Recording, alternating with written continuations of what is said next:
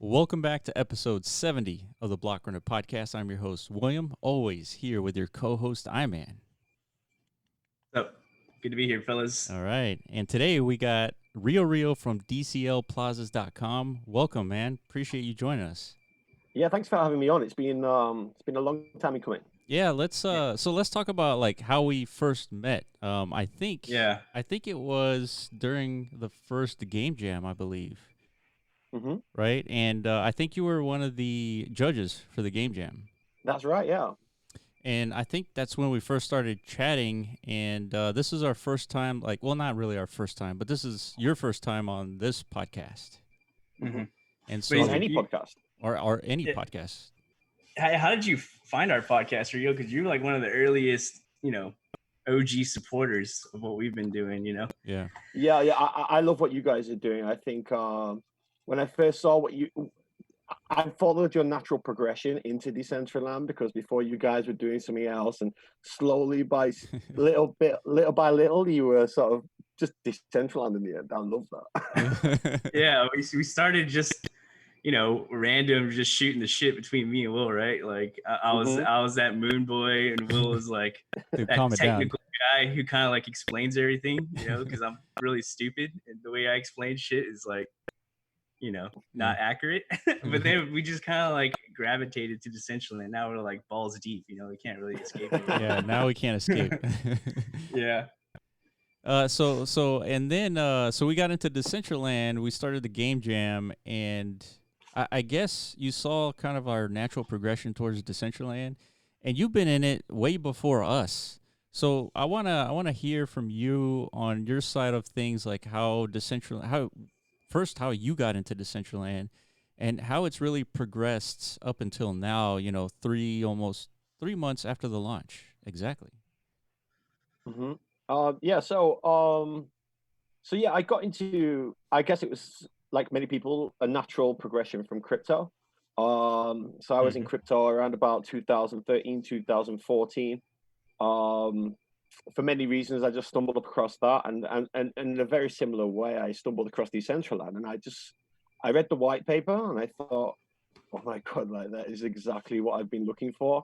I was into crypto, trading, in all the traders group, and like really immersing myself in that world. And I guess I was just sort of waiting for something else to come by that really catches my attention, and makes me think, wow, I really want to be a part of that. And as soon as I read the white paper, I knew this is what I've been looking for. And not just from a financial position, or not. It was from like sociology, economically, all those things that interest me, all entwined into one with a crypto undertone. That's what did it for me. So what about the VR aspect? Did that really attract you, or is that sort of like not a big deal in your eyes? No, it's not a big deal for me. I mean, very few people are doing VR anyway.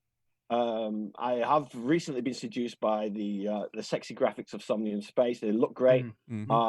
But would I buy a headset? Not just now. I'm more interested in the experience that you get from building something from scratch that you're interested in, and that has many different aspects and can attract many different people from many different walks of life with many different skill sets, and hopefully at the end can be very inclusive.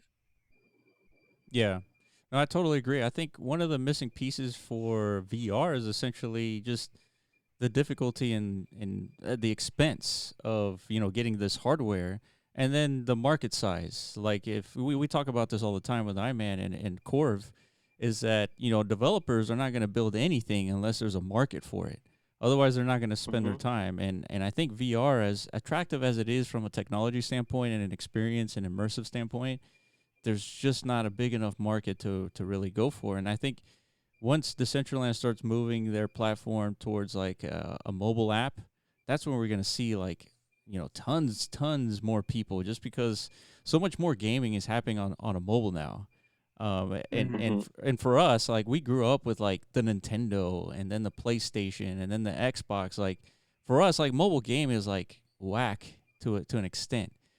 But Decentraland brings something new to the table in the fact that the digital ownership, the open world, the fact that it's a community it's a world that's built by the community, and I think that's really what got us hooked.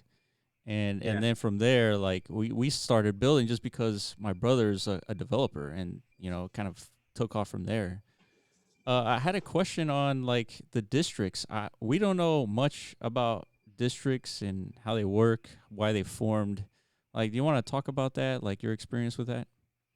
Yeah, sure, I'd love to. So districts are a funny beast. Like, they occupy over half of the land almost half of the land in Decentraland. Yet there's very little known about them, or the people behind them, or what drives them, or even if they're still interested. Like these were project proposals which happened over 2 years ago, and 2 years is a long time in crypto. I know we're in NFTs and that sort of, but still there and thereabouts the same space. So I mean, how many things have you guys signed up for, and Right. then a year down the line just totally forgotten about it? You never even remember you did it. Yeah. It was sort of the norm. Like, more the expectation was that it would fail rather than succeed. So when districts were initially asked to, when people were initially asked to make a district proposal, I don't think many people thought it'd succeed. And not only that, I don't think Decentraland had planned on how many people would be interested in these communities and invest in these communities. Well, let me pause you right there. The, Let me pause you because I have a question. So, we're talking about districts that are like 8,000 parcels large, for example. Where did those parcels come from? Were they donated by landowners? Were they segmented off by the Decentraland team, and they were designated for districts specifically? I mean, how did they form in the first place? That's a really good question. At the time, there was no map, so right. they built them in. They just found a place to put them. Who knows how they came up with where they would go? I guess they just found sections which would accommodate each according to their size. So yeah, at the time there wasn't even a map. Like, we're all investing in stuff, and hundreds, I mean thousands of people are investing in these things. Like, and there wasn't even a map, bro. Was the idea of districts like? I haven't even read the white paper myself, shamefully. Was that like part of the white paper? Like a part of the original vision is like we have to have half privately owned, districts and then half like public property, or was that something that not really? Community? I mean, not really. I think Decentraland has always had a hands-off approach to districts. By that I mean they've largely left them after the initial proposal, and after they went through the proposals and certain ones were accepted and certain weren't. You had to have a minimum of 5 land, I think, or 5,000 mana be input, and each sort of stake in a district was 1,000 mana, which I guess is equivalent to 1 land. So what happened was, a whole bunch of people just jumped in, like went wild on this, and I don't think anybody ever expected that. They saw, I don't know whether it be Vegas, like, I'm interested in gambling, or I could see the possible return on gambling if I should invest in it, and if this world does work out, I'm going to put some money in there. However, the proposals were so top level, without going into too much detail, that I don't think that the further detail was ever very well considered. Nor did I think anybody think it succeed anyway. So we're just sort of all punting on promises, and ultimately it has worked out. And now we're in this situation whereby, we're in this situation where we are now, where nobody's too sure what's going on within districts. Yeah, I think that all spawned just from like the culture back then. Like, everyone had these great grandiose visions of, products or services to create in the blockchain space. That's how the whole ICO mania happened, right? Everyone had these insane propositions, but as we've seen over the last few years, not many have delivered.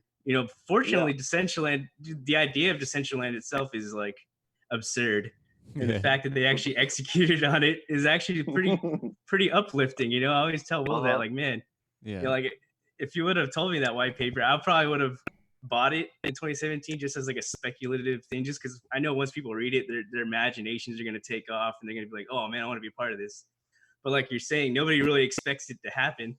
Yeah. You know, fewer many people, and not only that, one thing that not many people have mentioned, I don't know if it's ever been mentioned, is that at the time when the first land auction app happened, Bitcoin was actually $16,000. So actually, you were putting in a whole bunch more than, if you want to work it out like that, then it was a bigger investment than it would be now had the auction happened now, should we say. Mm-hmm. Yeah. Mm-hmm. Yeah, it was definitely good timing for sure for the DCL team. I don't know if they would have been able to execute if they would have launched it today. You know what I mean? Yeah.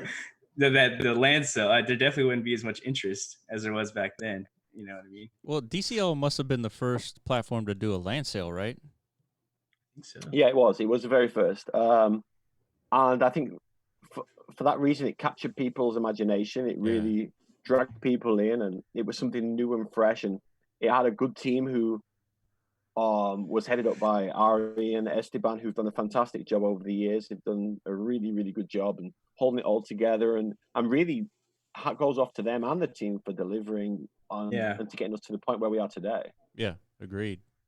Yeah, I think that hasn't been said enough for sure. Yeah, absolutely. So going back to the crypto Twitter back in the early days, I remember seeing a bunch of people talking about, buying land. And at the time, I was seeing it and I was like, man, that sounds like really absurd. Like, why would you want to own digital land? Like, that doesn't make any sense. And that was like during the time, like you were saying, like Bitcoin was at 16,000 and everything in crypto or in Twitter was a bunch of moon boys, right?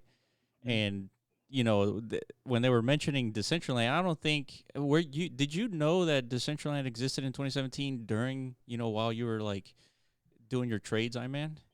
On me? Yeah.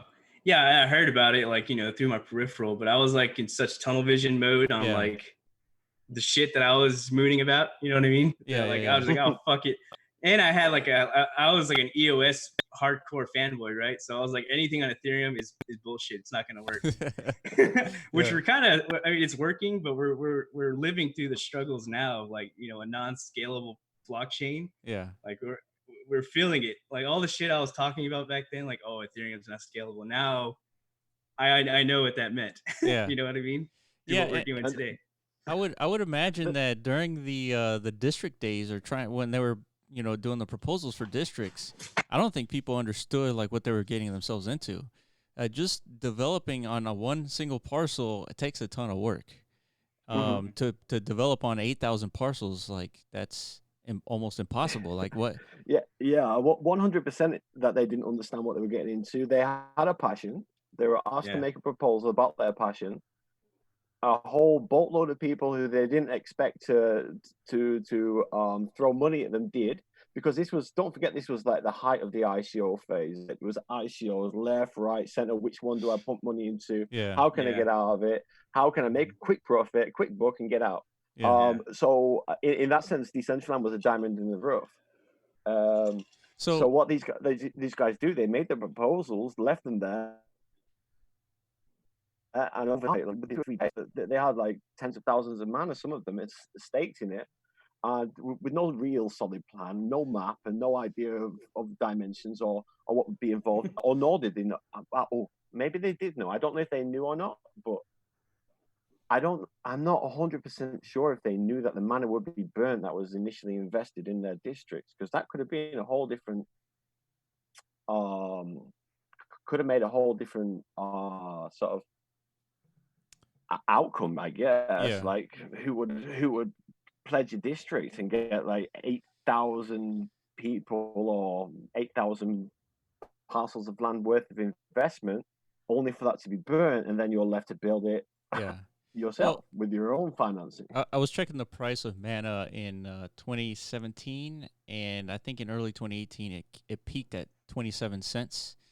So I'm pretty confident that once all these investors came in to support like a given district's proposal, like mana dropped pretty quickly after that, and then so they were left holding bags that weren't as valuable as they were. And as you know, like getting any developer involved is very expensive. So that's probably another contributing factor to why districts haven't really been developed all that much. But do you guys foresee like a solution to this problem? Like, do you guys have any ideas what can be done? I'll tell you what, in my opinion, I wouldn't even know what to do with 8,000 parcels. Like, yeah, it's crazy. Like, what? I can't even imagine like doing anything with that. It's too difficult. I think they should build structures, and this is just one idea of many that I have. Yeah. They should build the structures and sublet those to people already in that industry. For example, if Vegas is struggling to fill the land that they have, which is a huge portion of land, it would cost hundreds of thousands of dollars to develop it on their own. Create a structure or offer a building service to these companies who are making money in that industry. There's many crypto or Bitcoin gambling services out there. They're all over Twitter. They're spamming Twitter. They're everywhere. But these people have money to spend because they're making money. And why wouldn't they want another avenue? And why wouldn't that be a USP for them if they get there first? And why wouldn't they pay, I don't know, a royalty or to use the tech or a royalty to just be a part of this and then drive their existing traffic there if they want to, you know? And these are already seasoned gamblers. They're already like used to how the whole system works. They're already used to crypto. Joining would be no problem. I think that would be a perfect marriage, and that not just goes for Vegas, but it also goes for other districts too. So think about this, Rio. If we were owners of a district, the 8,000 parcel district, I think the way that it's set up right now is that once you deploy something on an estate, it overwrites everything on the estate. So imagine you're subletting, certain portions of this district to different companies to deploy different things. Like it becomes like a management nightmare to kind of incorporate different builds from different people, at the same time. So I think part of the difficulty is like how it's set up, how districts are set up to not make it easy to deploy from different contributors, if you will. Mm-hmm. So, but I mean, I don't know. Like the deployment rights can be given within districts. I'm lucky enough to have some really great agreements in with certain districts, and DCL Plazas now has now some cool kiosks around their districts, and in return, what we do is because DCL Plazas is placed throughout the whole of Decentraland, we promote their districts throughout the whole of Decentraland with their location, and in return, they place a kiosk there, and that way we're sort of connecting Decentraland together. We're all helping each other build traffic and get exposure, I guess. I'm curious. Do you send like a build to them and they incorporate it within the district, or do you have permission to deploy? Yeah, I have permission to deploy. I can deploy as I want. Interesting. So I wonder how that works. Do they like give you I guess like X amount of parcels and then you can just deploy whatever you want there? I think they just give me build rights just the same as you would do if you own private land. Okay. Yeah, because I'm curious, like the way that it's set up is that you would have to break up an estate, I believe. You would have to break up the 8,000 parcels to like, let's say 25, right? You break up a portion of 25 parcels and then they give you that estate for you to manage and give you a permission to that. But then yeah, I think I would, the last thing would be is like the implications of that is you don't take advantage of the height advantages of an 8,000 parcel than you otherwise would with a 25. Yeah, I mean to build an 8,000 parcel bill would be obscene. That would go on forever. But I think each district leader who is still involved has an invested interest in seeing their district do well, and they will do what is best for their district. I think ultimately they can portion it how they like. So I mean, if you want, it's really difficult saying districts because each one is its own community with its own rules and its own governance and its own way of running. So it's very difficult to just say districts. But for example, I'll use Ethereum. So Ethereum is getting going. They've got a floor, which looks super cool. I don't know if you've checked it out, but it's just a floor. There's nothing else. However, they're still in the process of dividing up their land between contributors who were the initial contributors to Ethereum when they saw the proposal back in 2017-18, and they put 1,000 mana per share, I guess, into this district. They're still dividing it up now. So using Ethereum as an example, they've asked us to complete a form as to whether we want to use that land to build our own things in keeping with the theme, or whether we want to hand it over to the district and take a portion of any potential future profits. Yeah. So yeah, I mean, each to their own. I mean, there's other ones who just said, no, we're running it. You have no say. You might get a share of profits. You might not. We might never have profits, but that's cool. And then there's other ones like Vegas, for example, who is now building individual casinos and selling individual plots in each casino. But there are also people underneath that owning the land. Well, not owning the land, but who have contributed to that land, who expect some sort of return, I guess, in the future. So it's a real tricky one. It's real tricky. Yeah, I can imagine like the headache that these districts are going through, because like you have to deal with the SEC. Like if you have land and you have like a revenue generating, I guess technology or build or whatever it is, like some business on top of your land, and you have several owners of that business, that becomes like a nightmare.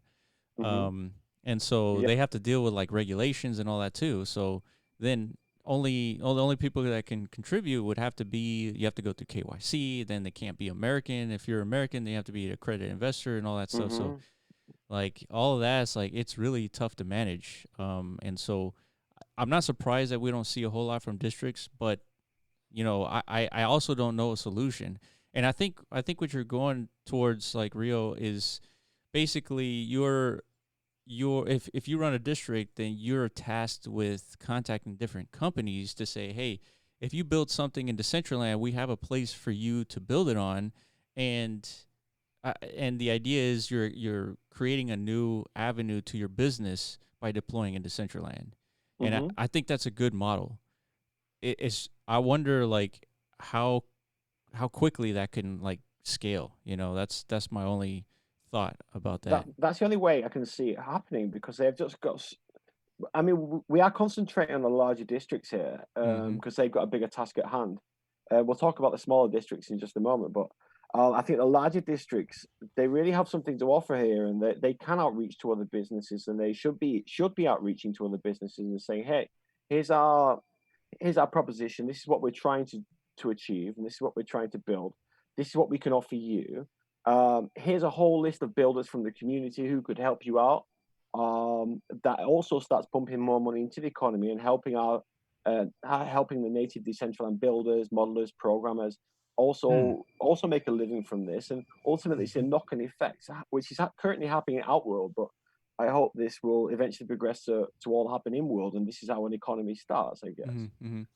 But with regards to the smaller districts, I can't see any reason why they're not deploying. Like, whether they're not there or not is another thing. Like, so I think it was about a year ago now that the Decentraland decided to dissolve 17 districts of, I think there was 49, 52, somewhere around there. They dissolved them because there was no contact with the leaders anymore. There was contact made many times over several months, and there was just no contact. So they were dissolved. That was 17. So now we're left with, I can't remember, 36 or 39 districts. So I'm assuming that all those have had contact with Decentraland in the meanwhile. Yeah. And they've all said, hey, yeah, we've got these plans. We're going to put this X, Y, and Z together. But at the moment, I don't see anything. Yeah. There's nothing happening. So what's going on? Yeah. Yeah. And when you say dissolve, you mean like the district no longer exists and that land becomes public, right? Yeah. Well, that land becomes available in a third auction, which will happen at some time. Oh, really? I didn't even know that. Wow. Yeah. So there will be a third auction, and that will be all the dissolved land from districts, and it's all adjacent to plazas and top locations, because the districts were placed in top locations. So I guess Decentraland right now is just waiting for the right time to push that. This will be an interesting auction because back in the early auction days, the parcels that were valued the most were closer to the center and closer to the roads. That's turned out to not be the best parcels in terms of like value, because if you build something of value, people will just teleport there. And you don't need a road to really get there. So this will be an interesting auction once that happens. Do you know by when that's going to happen? No, nobody knows. I think it is on the roadmap as a maybe coming soon or something like that. I think it is on the roadmap. I think it would be wise to leave that for just a while. Let's get some people in. Let's get this thing rocking, and then I'm scared to think about how much those parcels could actually raise, because they're all in top locations, and I'm very limited as well. Yeah, I think the top locations right now is anywhere that's people are building stuff. I mean, that to me, like that's where the top locations are. I think, like, and not just building either. Actually, like actively marketing. Engaged in marketing. Yeah, for sure. Yeah, because like getting a parcel next to like Genesis, like right now it's valuable just because they updated Genesis, but unless you're like planning on building something there, you're not going to take advantage of that unless you're just speculating. I guess that's what people do these days, I guess. Yeah. No. I think there's quite high chances of people just wandering out of Central Plaza and just having a wander. Yeah. Whether you get discovered if you weren't by Central Plaza just by wandering is probably less of a chance. Yeah. But still, yeah, you're right. I think the value will come with builds that are made that are attracting visitors. Yeah. I'm hoping over time that will pretty much be everywhere, but who knows? Yeah. It's interesting. We have these weekly roundtables, and I think that's helped the community like start organizing their thoughts in terms of like, what are the most important topics to tackle, and these roundtables have been like kind of cool and interesting, like to watch and kind of develop, just because we get to meet all the faces. Because there was at one point where nobody knew anybody, like what they look like or anything, and now it's like we know who KJ Walker is. We know like obviously Frankie, he's been out there since kind of like the beginning, and you getting involved. So I think from a sociological standpoint, like I think we're starting to see exactly sort of what we predicted what would happen in Decentraland. Like everybody would start meeting and doing all that stuff. Absolutely.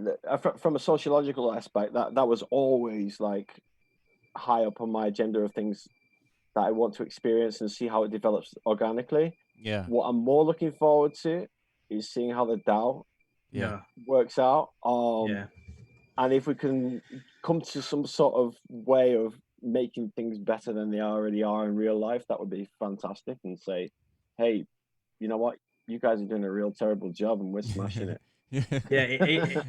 HP said something interesting on the last roundtable, how I think there's like a total of 20 million wrapped mana or something in the DAO, and like 18 million of that is in the hands of 2 wallets or something like that. Yeah.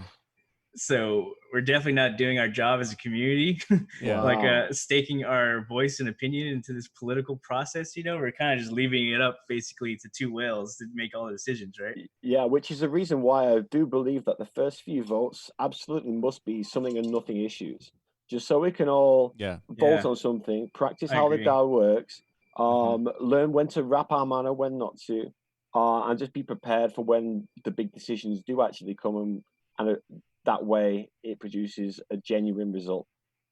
I totally agree. I think one of the first DAO votes can't be anything like of substance. I think it's more about like you're saying, just getting the practice in, understanding like when to wrap it, when to like voting, and like practicing all this stuff, just because it's fairly new for most people, especially mostly everybody in Decentraland. They haven't wrapped anything. And then they haven't voted on anything either from a technical standpoint. So that will be interesting.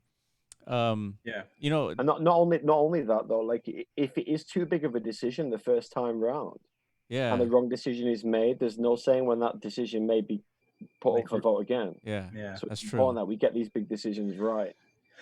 Yeah, and also like we're doing a good job, I guess, of organizing these community discussions, but there's not much execution resulting from them. You know what I mean? Like every now and then we'll come up with a proposal, but we need a system where we're actually, it's like a regular thing where we're gathering and discussing the future of the platform, but we actually need these ideas to it's be sort like. of it sort of started, like with we have Clark Kent writing the wearable stuff, and Yeah, so at but least he did that like independently yeah, on he his did, own, he I did. think. But what I'm Yeah, saying is like we have something to discuss because we have something on paper, and I think that's true. really the flow of operations is that if you really want something to be like considered, just write it out, and once you Just write like it out, yeah, people can discuss it.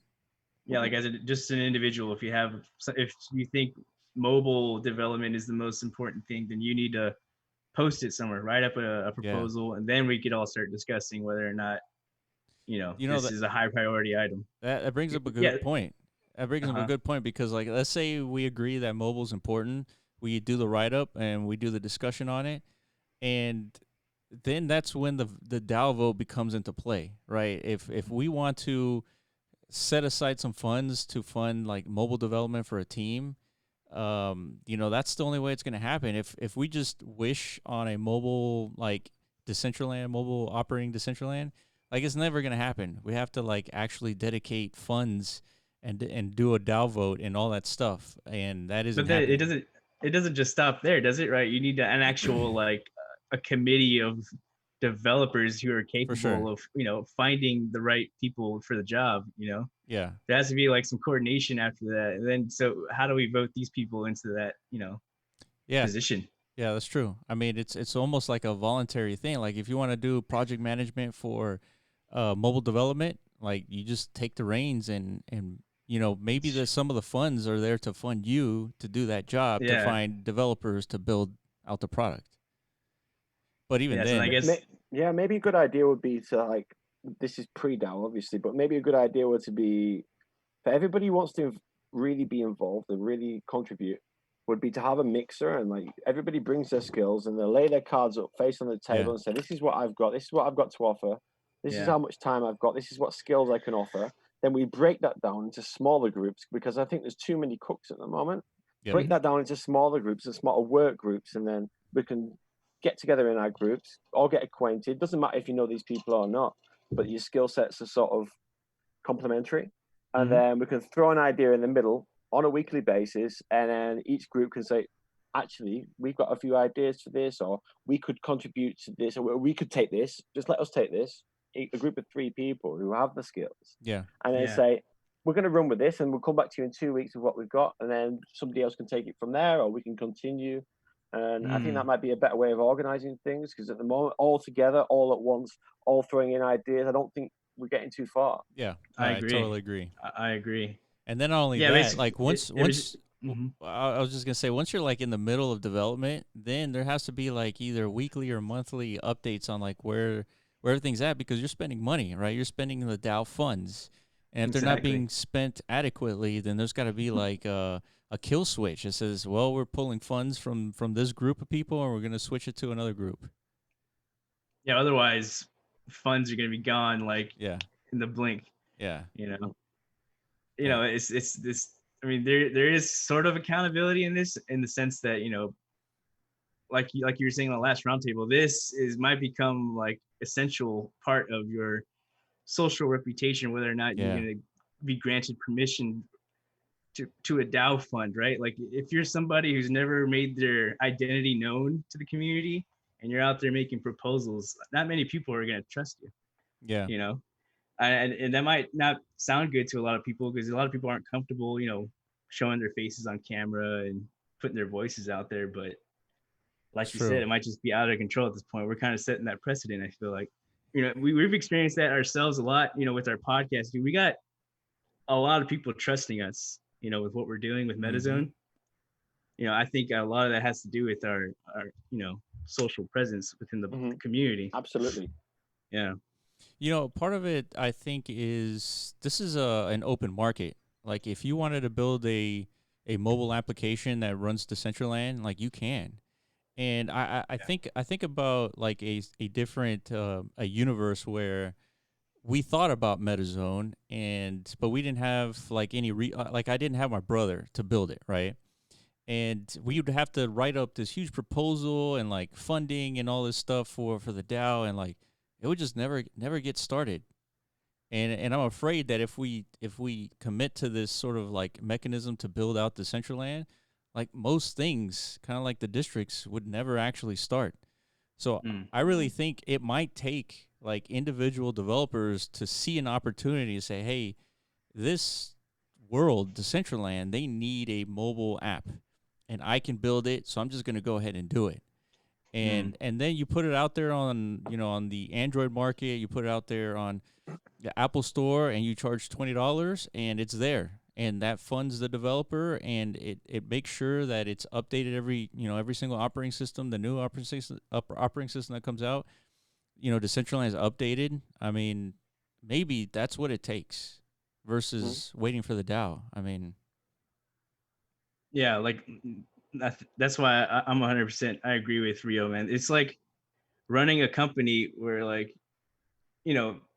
nobody's in charge. Obviously, I mean, I'm just reiterating what everybody already knows. It's just never been done before, so we don't know how to do it. Yeah, that's the exciting bit, though, isn't it? It's never been done before. We're like part of it.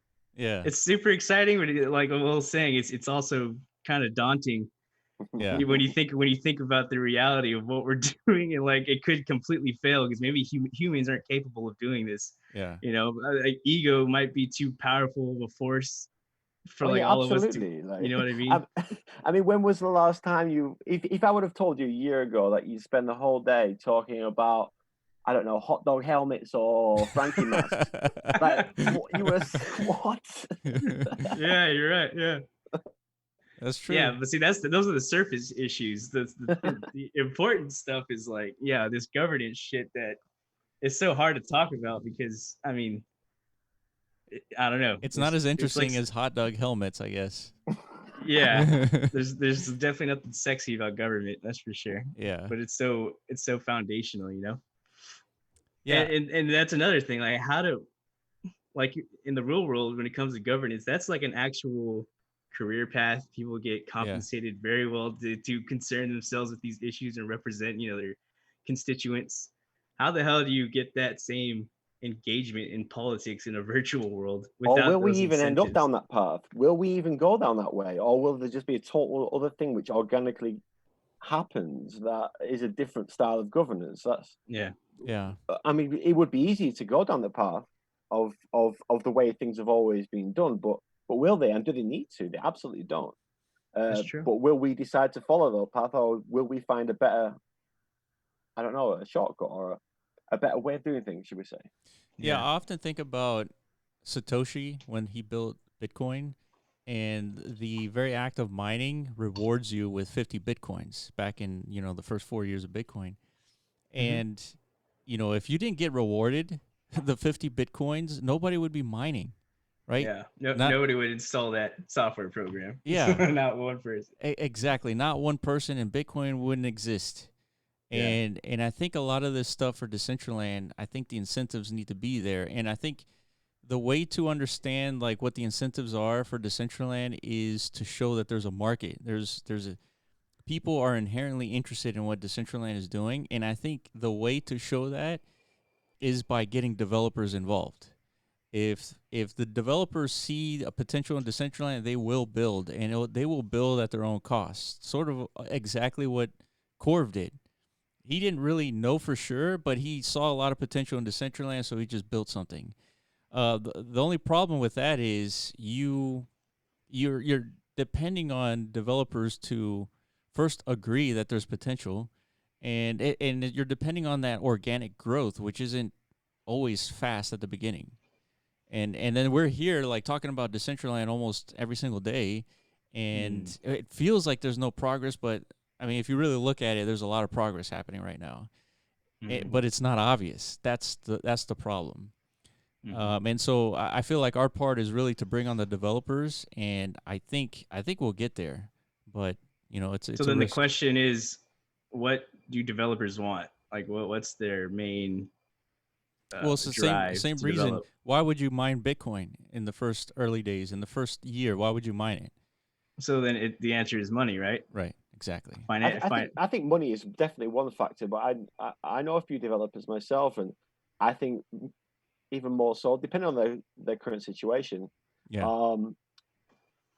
prefer the challenge. This can't be done, or this is real tricky. Like everyone's give it me, let me try. They love that sort of competitive edge, which is why hackathons exist, I guess. Yeah. Like they love that sort of thing, and they're all trying to out dev each other, and I think that plays a massive part in that community. I'm not part of that community, so I couldn't really tell you. I don't have those skills, but that is definitely a big thing. Oh, I totally agree. I think it really depends on the developer situation, like monetary situation. It's just like if you're gonna, go fishing, you're gonna go into the biggest pond, and the biggest pond is always, the pond with the most money and the most incentive. And so that's where you're gonna find the majority of people. I think the really good developers, they already have the money thing figured out, so they're more interested in like the challenge, the notoriety. I mean, obviously Satoshi, whichever group that is who built Bitcoin, they were financially okay because they haven't pulled a single dime from their original wallet. So, and they were fed up with how things are, exactly, as most of us are. Yes, like, exactly the way right. things are is ridiculous. I don't know why we're still living in this archaic system, but there you go. Yeah, no, I totally agree. So I think decentralized is interesting because it's that experiment that we're all taking part in. And I always say that decentralized is very close to like the early days of Bitcoin and Ethereum. Well, that's actually Iman's quote there. That in Ethereum in the early days, like nobody knew what it could be, and now 6 or 7 years later, we have all kinds of stuff that we never would have imagined. And I feel like that's what decentralized is going to turn into. Oh yeah, totally. So otherwise we wouldn't be here, right? yeah. So, Rio, you've started to migrate your time into a lot of the other metaverses. So, tell me, what have you seen? Like, what's the differences? Like, where do you see like the value that you see in Decentraland in the other metaverses? Yeah, I don't know. Like, I think at the moment there's a lot of tribalism. So, like, everybody is either Decentraland, Cryptovoxels, or Somnium Space. There are a few cross platforms and have realized that they actually quite enjoy both. Or all of them, but it's almost a bit of a taboo to do that. So I thought I like taboo, so I thought maybe I'd go down that road and see what happens. But not only that, the way I always think of it is like this. I think not only virtual blockchain worlds, but also the NFT industry as a whole should be held accountable for not spending enough time on attracting new people into the space. I think a lot of time is spent on attracting those who are already in this space to come to enjoy NFTs or to come enjoy their project. So it's the same money wishing around. I don't think that's the way forward. I think you can only tread a lot of water for so long. So I think something needs to be done about that, and somebody needs to bring in new people. So I thought, well, after writing for DCL Plazas for 2 years about Decentraland, I thought, well, maybe I should take some responsibility on my shoulders and actually take the gamble and just write about what I believe in, which is one metaverse, really, where we can all work together, we can all build something and share ideas together before Facebook comes along and tries to obliterate everything. We can actually say, no, actually, we've got some great minds in this space. We've got some great developers. We've got some fantastic marketers. We've got some great podcasters. Like Coin Moses, not you boys. So we've just got a really good talent pool here, and I think we're too concentrated on attracting the same people to the same parties when really some fresh minds and some fresh developers and some fresh thoughts on things would really be advantageous. So then what happens? So people go to various other communities, whether that be Second Life or whether that be just totally way out there and I don't know, and start attacking niches like, I don't know, exercise, saying, do you want to come to Decentraland or do you want to come to the Cryptovoxels?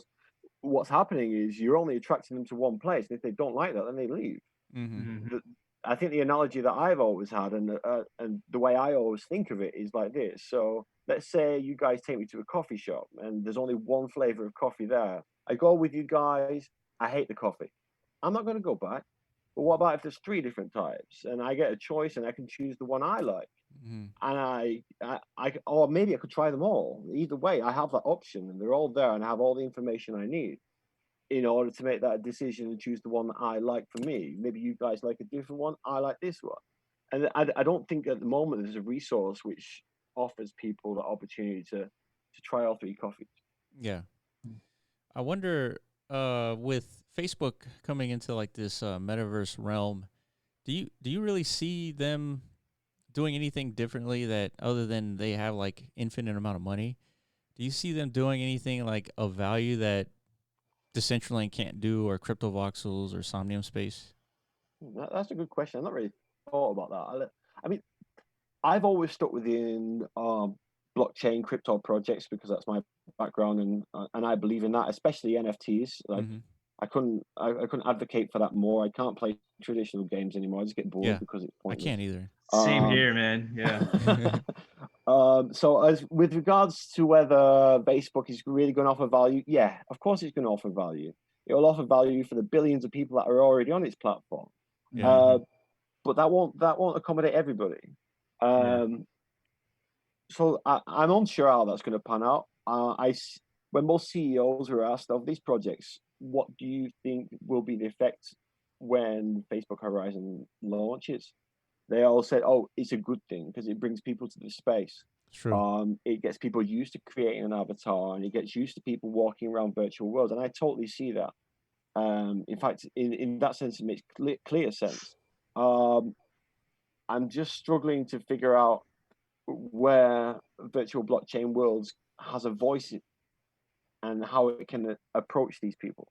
I've already been restricted from Facebook and from Twitter from advertising DCL Plazas with paid ads just because it's loosely related to crypto. So in that case, they don't want other people to know, and I'm struggling to find avenues That's of weird. how those people could be Jack targeted. Dorsey is always talking about Bitcoin and crypto and all that stuff. I mean, yeah, I mean, this was 2 years ago that I was told no. So since then, Jack's come out, obviously. Yeah. And yeah, let's see how things go with Twitter. Yeah, that's interesting that they're blocking that. I mean, it's Twitter's responsibility and Facebook's responsibility to try to kind of throttle advertisements for like bad products, or not bad products, but products that are like fake news, stuff like that. It's their responsibility. I think they should, try to limit that. But like, cryptocurrencies is not that. I mean, there's nothing inherently bad about cryptocurrencies. So I don't understand the logic behind, preventing that. Other than a particular cryptocurrency that is a Ponzi scheme, then yeah, that makes sense. But yeah, I mean, I'm trying to get new people into this space, like not just virtual blockchain worlds, but the whole NFT industry. I love this industry. I think it's fantastic, and it absolutely should be mainstream. And it's very difficult and time consuming to target the people that you want to get involved and to get more bums on seats, shall we say, in this industry if you don't have paid ads. I mean, this was 2 years ago that I did try, and obviously that was the height of the ICO phase with the whole paid ads. So who knows? I'm not going to do anything crazy anyway, but I don't want the idea for DCL Plazas isn't to educate the people who are already involved in these projects. I write the news section for that. Yeah. I've got a whole education section for people who could just jump in, gather the information they need, and if it's for them, great, hang around, learn more. And if it's not, forget about it. It's not your thing. It's not for everybody. And if it is, then great, you can involve yourself in the community. This is how to do it. If you want to just jump in and explore and ignore all this, that's great. And if you want to really get involved, then you can come back and read some news or just join in and be a part of this and see where it takes you. Hey, man, you have a bunch of normie friends. What do they say when they compare like a general game versus like a crypto game where you get to own assets? Like, does it even make a difference for them?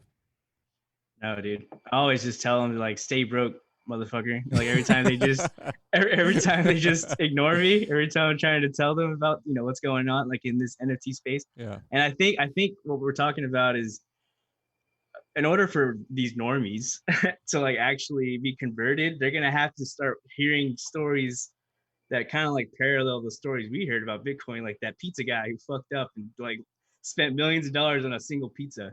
Yeah. Or the guy who ditched his old laptop and is like in a dumpster yard somewhere with like millions of dollars worth of Bitcoins like stored on it. Or some guy like sold a virtual sword and now he's bought a yacht. Yeah, exactly. That's what you need. We're gonna need stories like that. Someone like, you know, Red Nitrous, he's kind of like on that path, like where he's literally he's farming everything in Decentraland, literally winning everything. And like I think maybe at some point someone could write an article about his experience in the metaverse. Like, this little, I don't know, I'm not gonna call him little, but he's like 18. This guy, this kid, literally, you know, he's an early adopter as a gamer in the metaverse, and he's taking full advantage of that, and he's creating his own net worth, like virtual net worth from nothing. He started from nothing. Yeah, those are the types of experiences that like people need to gravitate, and that's when they're going to start flipping. Like, shit, like if this guy can do it, I can do it. You know. Maybe that pizza story really brought in a lot of people into crypto. Maybe you're right. We need some kind of story like that that's going to bring in the gaming community like in full force. Dude, those are the headlines, man. That's where the FOMO, you know, starts kicking in whenever you start, you know, media starts dishing out those type of stories like, oh, this guy just mortgaged his whole house and moved his family to the jungle to buy Bitcoins, stuff like that. Those are the stories that get everyone's attention. You know, nobody cares about the technical shit that's going on in this space. You know, we're talking about normies here. Yeah. That's interesting. Yeah, something to think about for all you marketers out there. Start writing up these articles. Yeah, for sure. I mean, that's the other thing that we need. We also need to be more vocal about what we're doing. I mean, so we just announced that we're bringing Ethermon to Decentraland, and the team has been trying to bring Ethermon to Decentraland for, you know, at least a year or so, but it's just been too difficult. Like, without MetaZone, they would have to like knock on every parcel's door and say, hey, you know, do you want to run this game? It's not very scalable to do it from that method. And I think bringing in these experiences is really going to change like what people perceive of Decentraland. Because, you know, when you jump in, if you jump into the wrong spots, there's really not a whole lot to see. You'd have to know like where to go and all that stuff. But I think once we start getting a little bit more developed in the sense of like gaming opportunities, like Red Nitrous, there's going to be like a ton of those guys. And there's going to be a ton of those stories that, you know, they were early in and they got a Lambo now, right? So we need our Lambo story for the metaverse. I'm so excited about that though. Like what the project you're working on, the Ethermon thing, that is fantastic. Like it has so many fundamental layers of what is required to, one, attract new people, and two, what go coupled hand in hand with that is enabling people to make money and have fun and come back. Mm-hmm. It's got all those things wrapped into one parcel, and I guess maybe this is the catalyst that we need to really get things going here. And I 100% agree. I've got big hopes for it anyway. And let me just say, boys, before, I'm not sure what time we're finishing, but like I do really believe that like MetaZone is absolutely a core point of Decentraland now. It's built its own niche into the point whereby it is absolutely relied on and absolutely fundamental for this project to work and grow. Fab job. Oh yeah. Well, thank you, man. No, I really appreciate that. That's you know, saying a lot, you know, coming from you, just because you've been around for a good while, and everybody respects, you know, who you are and what you've done for the community too. I mean, if it wasn't for your articles, a lot of what Decentraland, like what it was to us before it even launched, like it was difficult to understand. So we really appreciate your help too, man. It's all a community effort. I never really created DCL Plazas to write about DCL Plazas. I did see a gap in the market in the very early days whereby there was a small but hardcore community who wanted to know more than the official announcements and more than probably about more topics that Decentraland would be probably less likely to write about, community issues and issues that may not favor well to the business as a whole. Mm-hmm. So I saw that people wanted this more, so I started writing about it. But ultimately, all the articles were produced to attract people to the website and hopefully put them in the education section where they could learn more. Yeah, the whole system has always been built around education because I believe that is a way forward. That is a key, and And without that, we're not really going to grow. You need to know the basics, you need to know the fundamentals, and you need to know what is important to you as a user and if it has it or not. So yeah, I try to collect all this information, which is just scattered everywhere, write articles about Decentraland, come read the article, and then maybe you want to read a little bit more about the background and where it's from and what it's trying to do and where we're trying to get to with this. And that's the same thing we're trying to emulate. I mean, we had the exact same experience, like with Corv, like deploying the first block runner game. He understood that it wasn't exactly easy to deploy anything in Decentraland. And he understood that if it's not easy to deploy anything, it's going to be very difficult to onboard people to build anything into Decentraland. So that's I mean, we had the exact same experience that if we figure this out, we'll make it easier for others to deploy, you know, anything that they want, while creating a market where people can come in and build stuff and, you know, create an economy. And, you know, it's funny because once Decentraland launched, I think we had like a video where we talked about making like 150,000 mana, right? And it was a pretty popular video because we put it out a week later, and that's, you know, how much mana we've generated. And then I've started to write an article where we were making 500,000 mana, like in revenue. And then, you know, a month later, there's like 1 million mana. And now we're to the point where we're very close to 2 million mana. And the reason, and the reason why this is a big deal is because 70% of all revenue goes to creators. So that's almost 1.4 million mana to creators who are building stuff for Decentraland. So you're single-handedly creating the economy here, right? You're the Kickstarter. Yeah, it's exactly. It's like it's just a way, because we've just aligned the incentives for the landowners and the developers. And so that's just phase one. Once we align the incentives for players to come in and start participating, like the Ethermon game, then we have a complete circle of support. And once that complete circle of support, then you're going to have more players, more developers, and landowners actually deploying more stuff in Decentraland. And more games too. I think this is like a pivotal turning point for people realizing that there's a model here for the metaverse for gaming. Yes. I think you boys are on the edge of something really special here. Like if you manage it well and you put out the right content, I think you're close to cracking it. Yeah. Yeah, and it's really not about like us or anything. It's really about having that sustainability within Decentraland for people to continue creating. If it's not there, you're just gonna see a bunch of green land or worse, builder stuff, you know. And that's not a metaverse anybody wants to be in. Yeah, it benefits everybody in the end. Yeah, exactly. Yeah, everyone's gonna benefit from a better economy, right? Yeah, more player engagement, more retention. You know, that means more mana is being transacted. You know, land is becoming more and more valuable. So the landowners are all of a sudden their assets are accruing, you know, more quickly than before. So this is what it's all about. Yeah, it's creating an actual virtual economy. This is from day one. Like we've talked about this on the podcast all the time. That closed loop economy, that's my grand like desire for this. Where like someone like Red Knight just can come in with nothing. Yeah. You know, I heard Anorak tell a story on the last roundtable about like an Axie Infinity. There's people from third world countries literally grinding that game because you can earn something called SLPs, I guess. So like love potions or something. Yeah. That's their valuable asset, I guess, for their game. And it's working. Like whenever you told me that, I've had this in my mind, like this is going to happen. This is going to be like one of the killer use cases for the metaverse and for blockchain entities and all this. But I didn't really see the evidence yet. But I think that's like some groundbreaking shit that needs to be highlighted, you know? Yeah. And that is going to happen in Decentraland, I think. This is like the perfect platform for that. Yeah, I couldn't agree more. So Real, we got about another 5 minutes. I took a look at your website and it looks fantastic. I mean, you've updated it since I think maybe was it like a month ago you've updated it? But man, it took a turn for much better.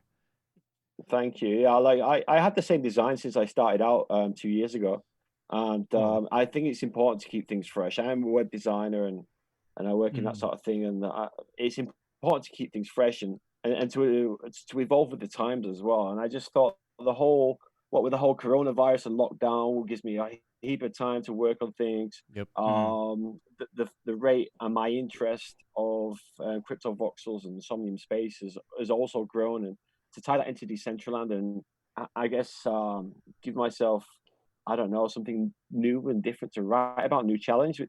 But it just all came together really well. So it took me 2 months to redesign, and I'm hoping that other communities take it on board. Yeah. Do you see like that same potential in Decentraland and all the other metaverses so far, or are there other like pillars that are required to be built in those other metaverses? Well, I actually wrote I put together a compare section today, so you can see actually on the website on the VBWs in the header menu.